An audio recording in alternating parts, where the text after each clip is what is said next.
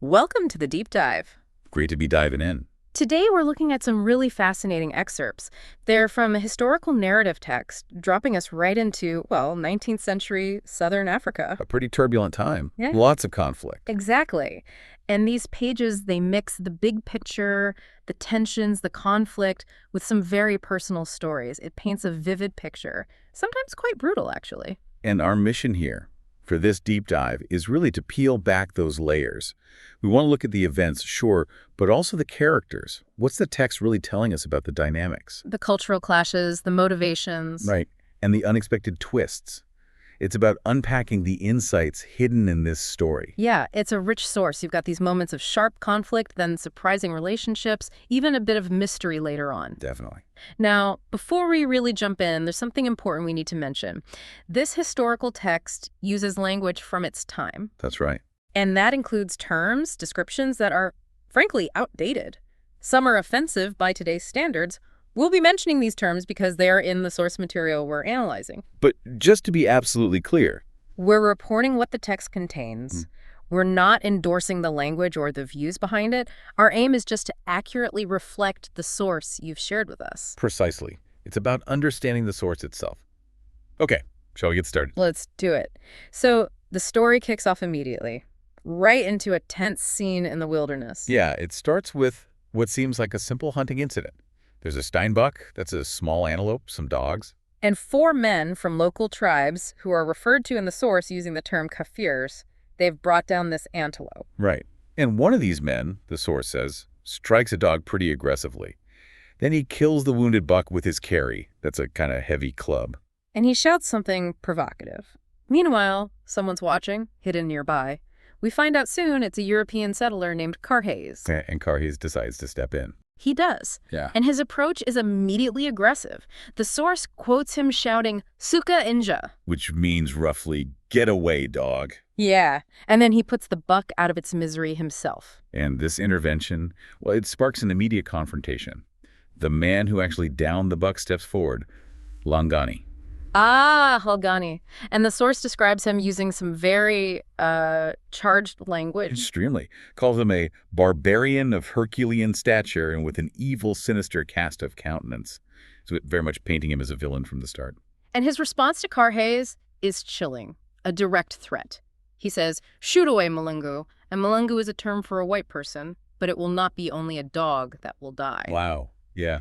The source makes it clear that menace is unmistakable, and it instantly creates this deep enmity between them. So right there, first scene, this spark of conflict, very personal, very intense. Over a hunting dispute, essentially. It just shows how quickly things could escalate, doesn't it? Turning a minor incident into a life or death threat, probably based on those underlying tensions. Absolutely. Which brings us to the main European characters the narrative focuses on. Carhayes, the man we just met. And his farming partner, Eustace Milne. Right. The source tells us they're distant cousins, and they work this farm together. But the text really emphasizes how different they are. How so? Well, Carhayes is described as being just on the wrong side of 40. Powerfully built, tough, vigorous. Yeah. But there are hints about his temper. Oh, yeah. Yeah. It mentions his choleric disposition, the firm set of his lips, even his shortness of the neck. Suggests he's quick to anger. And apparently, he has a known proclivity towards punching heads. Okay, so the author's painting him as physically imposing, older, tough, but volatile, maybe prone to conflict because of that temperament. Exactly. That seems to be the insight the source is giving us about this type of settler. Now, Eustace, he's different. Right. Slightly taller, well set up, younger. Only a few years older than Carhayes' wife, Easton's with. His face is described initially as a blank, kind of hard to read, but it can light up attractively. And the source calls him imaginative, cultured, even-tempered, says he has wide experience with human nature despite being relatively young. So a real contrast there. Physicality versus intellect, maybe. Hot-headed versus cool. Sort of. Yeah. And here's another key difference, a really important insight. Eustace has this unique interest in the local people. The ones Carhayes calls? What was the quote? Black scoundrels. Yeah. Very dismissive.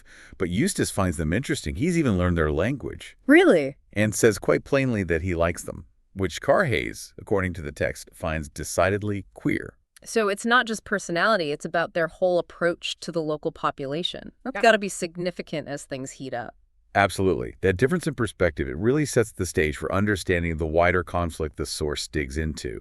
The narrative looks at the tribal landscape, the deep grievances simmering there. We hear about different groups, right? The Jikaleka, the Gaika. And the Amafengu, also called Fingos.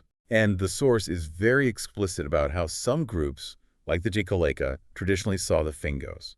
It uses stark language, calls them dogs, and are slaves. Wow. Okay. And the core grievance, as presented in the text from the Jikaleka perspective, it centers on the English, the Amangliti, as they're called here. What's the issue? The English having located our dogs, our slaves and our dogs, on the next land to ours, placing the Fingos right next door. And how is that seen by the Jikaleka, according to the source? Not just inconvenient, it's described as a continual plague, a deliberate provocation. To stir up trouble. Yeah, to provoke us to quarrel is the phrase used. And crucially, there's this stated fear that this arrangement will eventually lead to the Fingos becoming our masters. So there's land, status, fear. It's all mixed together. And the accusations against the English, the Amanglisi, in this part of the source, they go beyond just the land issue. They're pretty severe. Like what? The text says the English are accused of treading on chiefs, imposing the fetters of their lying and hypocritical creeds. So religion and culture clashes too. Right. Stopping Amapakati, those are counselors from advising their leaders, and drowning the nation's wisdom in fire water, alcohol. Okay, that's a heavy list of grievances. And again, just to be really clear for everyone listening. Absolutely. We're relaying the specific viewpoints and accusations from this historical source. We aren't validating them, just extracting what the author presents as the drivers of tension. That's the key insight here. The source itself explicitly lays out these perceived injustices as the foundation for the conflict it describes. Exactly. Now, shifting gears a bit, the source also pulls us right into the personal drama, back within the European settlement. Specifically, the dynamic involving Eanswith. That's Mrs. Carhayes and Eustace. Right. Given Carhayes is older, maybe a bit crusty, as the text implies, compared to the younger cultured Eustace. The setup at their farm, Antis Kloof, it caused some talk. Oh, yeah. The source notes human nature being what it is. Some people saw something to wag a scandalous tongue over. Plus, Eustace is described as an eligible partee. A good catch, basically. Yeah. The desirable bachelor. And notably, he hadn't shown interest in other local women, which just fuels the gossip, you imagine. And this simmering dynamic, it comes to a head. It does. The source describes this really intimate, intense moment, a secret meeting under the stars. Okay. They share feelings the source calls a mad passion. There's a kiss. And the narrative points out the stark reality. Yeah. A life stood between these two, meaning Carhayes. Wow. And then? Abruptly interrupted, they hear horsemen approaching the moment it's broken. So intense feelings, but also danger and secrecy. Exactly. Yeah. And later, when Eanswide is staying at a settlement, the source describes her state of mind. She's restless, discontented. Guilty. Interestingly, no. She Why? calls herself a wicked woman for her feelings about Eustace, but the text explicitly says she feels no regret. No regret. Why not? The source attributes it to the enchanted glamour and surpassing sweetness of her connection with him. It's portrayed as this overwhelming force. Almost like fate. Something like that. Her first kiss with him is linked metaphorically to the fire of the live coal. And a day they spent together apparently riveted the burning link. The insight seems to be how the source presents their relationship not just a fling, but this consuming passion that overrides everything else for her. Okay, so you've got this intense personal drama playing out. Right against the backdrop of rising external conflict. And speaking of conflict, Carhayes, embodying that aggressive settler type we talked about, returns to the farm. With news. Big news. He arrives dramatically announcing, war, that's why. War, by the living jingo. It's begun. By the living jingo. Oh. Okay, and what does he do? Immediately starts preparing, selling off livestock, getting ready. But is everyone on the same page about this war, even among the Europeans? That's interesting, actually. The source suggests not entirely. Carhayes, Eustace, and another character, Host, they discuss it. Host kind of sees both sides. He agrees the local tribes, well, they have long memories. He doesn't necessarily blame Crelly. That's the Jipleka chief's early. The one described as a fine specimen of the savage ruler. That's the one. Host doesn't blame him for defying the governor, but still thinks the English have been treated fairly, on the whole, bit of a hedge. And Eustace, what's his take, given his different perspective? Eustace, maybe drawing on that empathy, maintains that putting the Fingos and Gikalikas next door to each other with just an artificial boundary was fundamentally a mistake. He thought it was bound to cause trouble. Sooner or later, yeah, that's his view. And this contrast, it's an insight into the different levels of understanding, maybe even blind spots, among the settlers themselves about the roots of the war they're now in.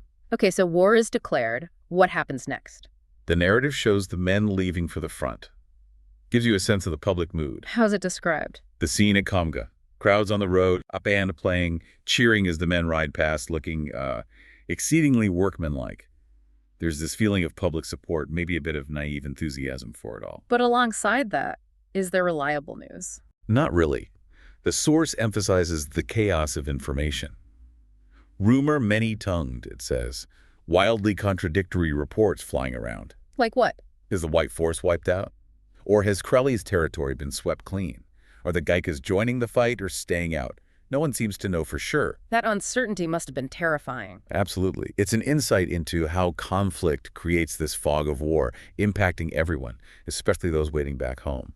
And amidst this confusion, Carhayes is out on patrol. Yes, him, Host, Payne, Shelton.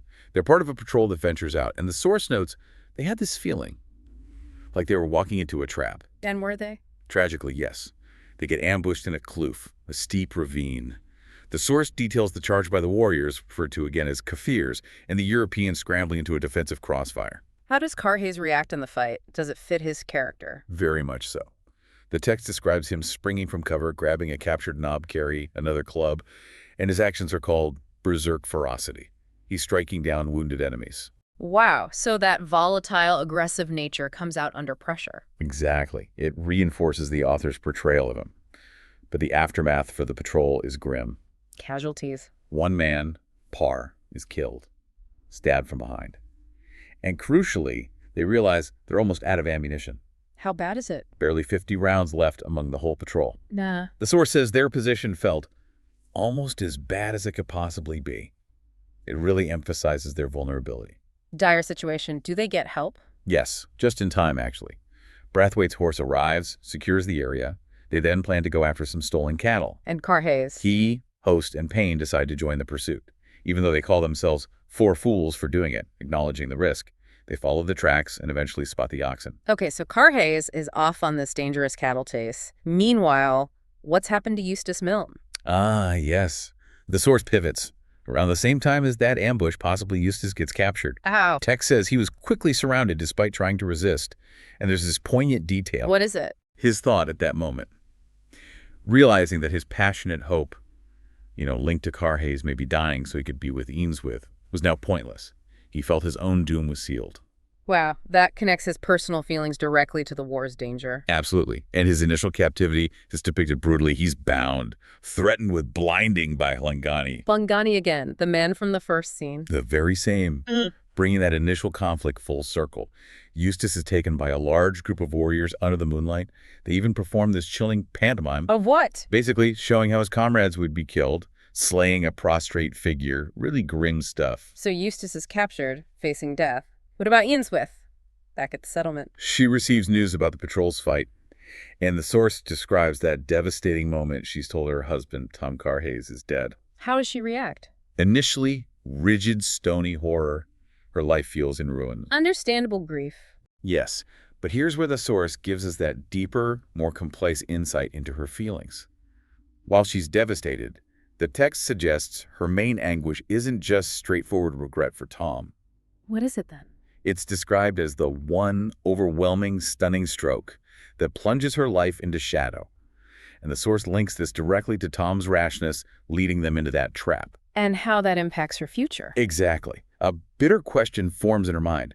Why did Eustace let himself get led away when her life was so bound up in his?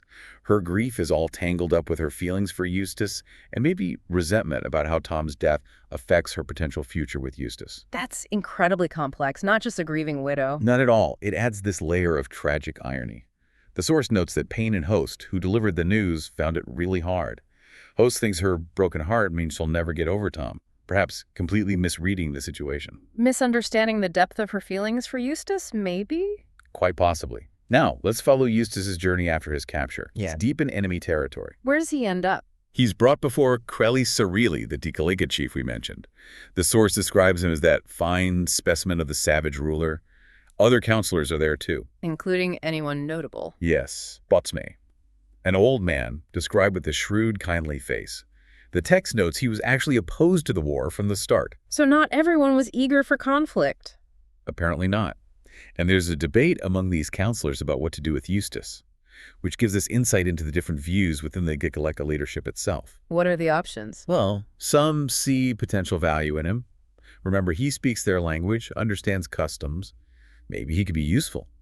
But others have lost people. They want revenge. They demand his death to appease the warriors. Standard wartime debate, in a way. True, but then a more ominous suggestion comes up, handing him over to an Inchenika. Who's Inchenika? The great witch doctress. They want to test Eustace's charm. His charm, what does that mean? The source is a bit vague. It seems linked to some belief that he has supernatural protection or luck. Maybe referencing an earlier incident where an assegai point supposedly deflected off him. Or maybe some other escape. It introduces this element of magic or superstition. How the Gikaleka might be trying to understand European resilience. Possibly. And Inchenika herself then makes this dramatic entrance, really embodying that superstitious angle. What does she say? She accuses Eustace flat out of being an evil wizard, claims his witchcraft is why the Gikalekas are losing, that he makes white men's bodies immune to bullets.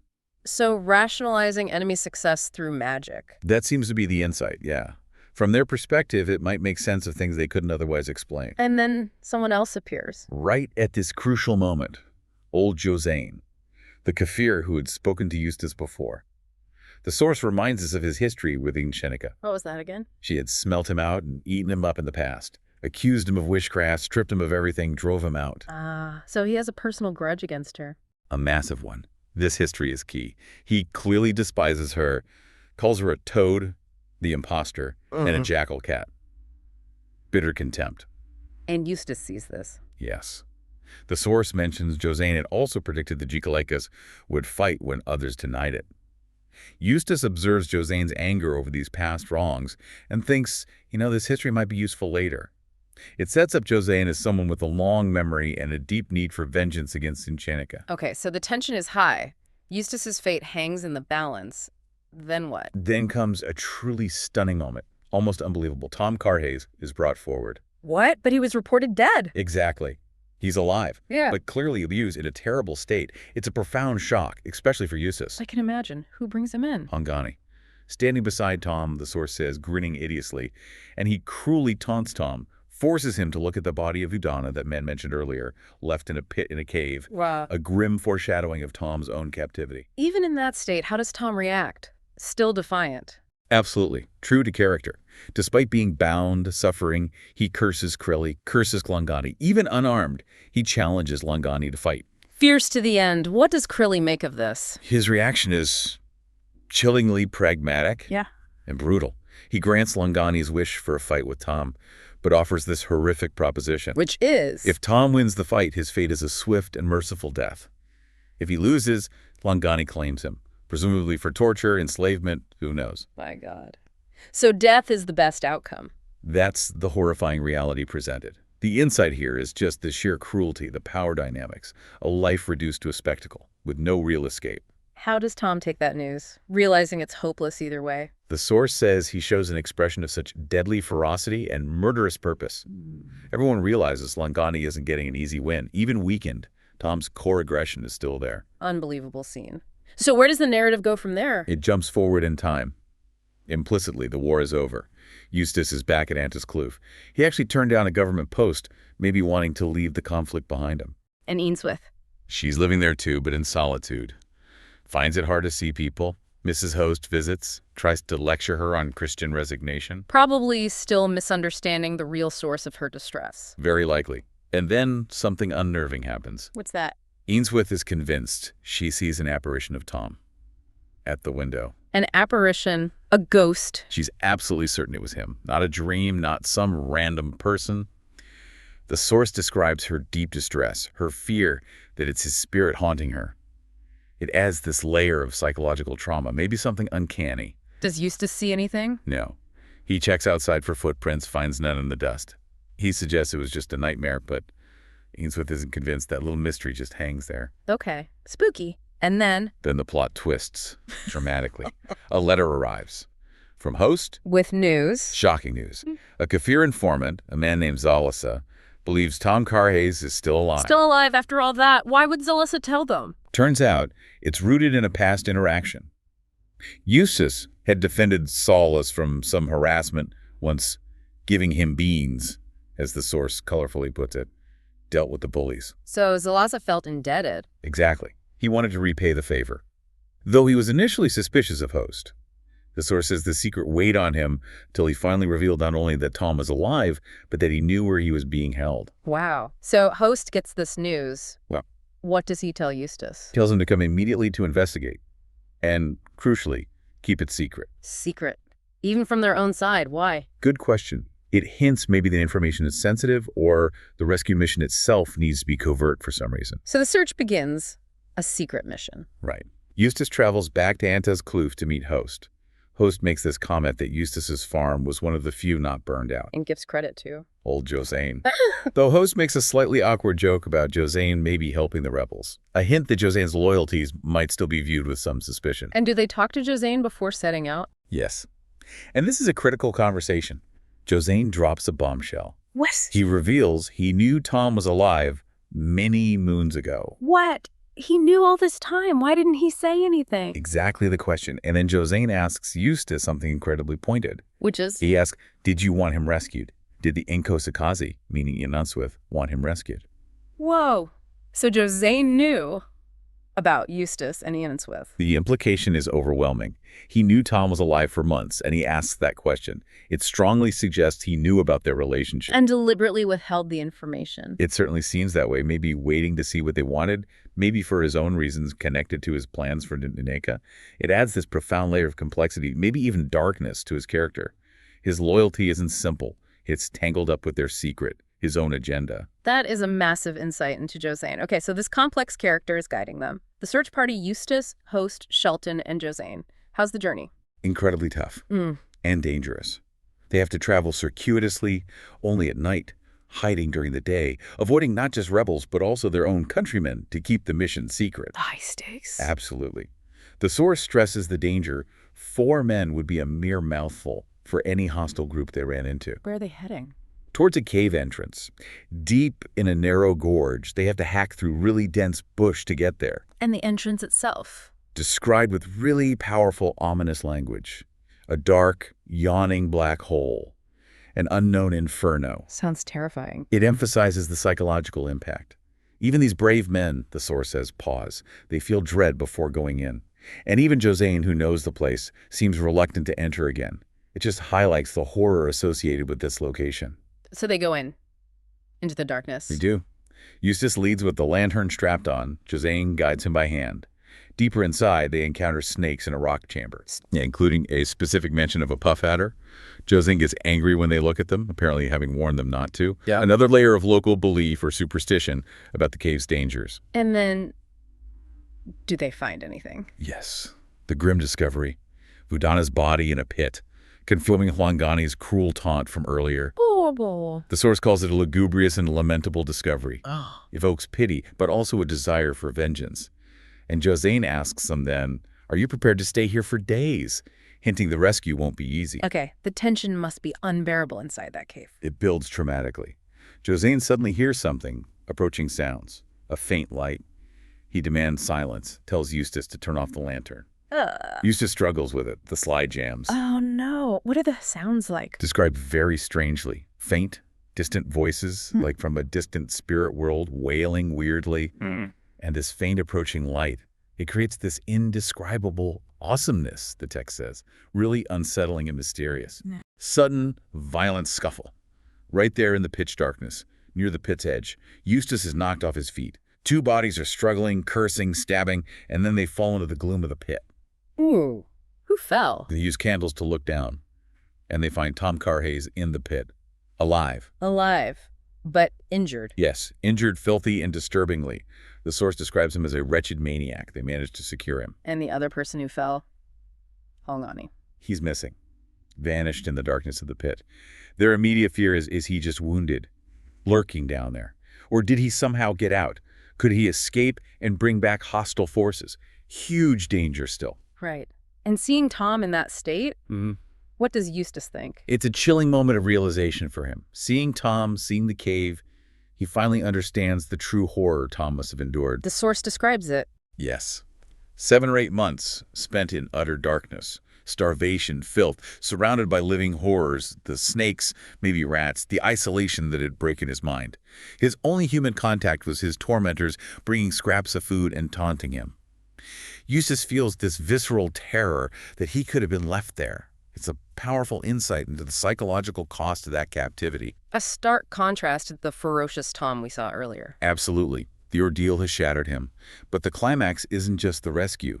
There's a final act of vengeance. Carried out by? Josane. He finds Nshinika, the witch doctress, also down there, injured from the scuffle near the pit. And what does he do? Unleashes all that stored-up vengeance. Taunts her viciously. Calls her toad-carrying bird. Oh, boy. Then, in this horrifying act, directly linked to his past grievance for smelling him out, he drags the bleeding Nshinika to the edge of the pit and pushes her in, deliberately, with a devilish grin, the source says. He tells her, "Thou shalt take Milwane's place," suggesting she'll join the other bodies down there. It's the ultimate payoff for his backstory. Brutal. Does he say anything else? Yes. He delivers this final, powerful speech down into the pit. Declares Langani is dead, presumably killed in the struggle. Lists the others who died there: Maquela, Mpunla, Vudana. And his own role. He states explicitly his own escape from Nshinika years ago was so he could one day get this vengeance. And now, he declares, it's complete. The pit will keep its secrets. It solidifies his whole character arc. The pit becomes this symbol of hidden death, settled scores. An absolutely chilling end to that part of the story. Yeah. So they emerge from the cave with Tom. Yes. They emerge with the rescued Tom. But his condition, it's profoundly changed. He's not violent anymore, just dazed. How does he react to the outside world? Blinking at the daylight, staring blankly at trees, the sky. Seems completely unaware of his rescuers, unresponsive. The result of the ordeal. Exactly. The long darkness, the isolation, the horror. It's broken something deep inside him. And as they emerge, the source adds one last really curious detail. Josane states that it would now be impossible to find the cave entrances again, not from the outside, not from the inside. He claims nature itself has concealed them. Post and Milne find it totally inexplicable. Josane just insists it's hidden now. That's a strange note to end on, like the earth itself swallowed the secret. It's a powerful closing image from the source, isn't it? Yeah. It suggests that some things, some horrors, some acts of vengeance just get buried, literally lost to the world. Wow. What a journey this deep dive has taken us on, just through these excerpts. From that small hunting incident. Escalating into conflict. Revealing secret love, its complications. Plunging into war, betrayal. Experiencing brutal captivity, psychological breakdown. A desperate secret rescue. And finally, that brutal vengeance hidden away in a dark cave. It's quite a narrative. And the characters the source paints, so complex. Carhayes, with his rashness, his ferocity. Eustace, the cool head, the complex heart, the unusual empathy. Contrasting with the others. Right. Eatswith's grief, all tangled up with her forbidden love, and old Josane. His story completely reframes his actions. That loyalty to Eustace mixed with this patient, deep-seated need for revenge against Nshinika. Knowing Tom was alive but waiting, chilling. Yeah, that changes everything about him. The text really highlights those specific grievances fueling the conflict, the chaos of wartime information, psychological toll. And how small past actions, like Eustace defending Zalisa, can have huge consequences later. Life-saving ones, even. It's packed with themes: survival, loyalty, the hidden costs of this kind of conflict, the unexpected ways lives intersect. And that final image, the cave entrance vanishing. It really makes you think, doesn't it? How so? Well, how much of history might be like that? How many stories, motivations, acts of cruelty or kindness? How many crucial truths might just be hidden, buried by time or circumstance or nature itself? Like the entrance to that cave, what other truths are out there in the darkness, maybe forever concealed? Exactly. What might we be missing? What untold stories continue to shape our understanding, even if we don't know they exist? Definitely something to ponder. A provocative thought to leave our listeners with until our next deep dive.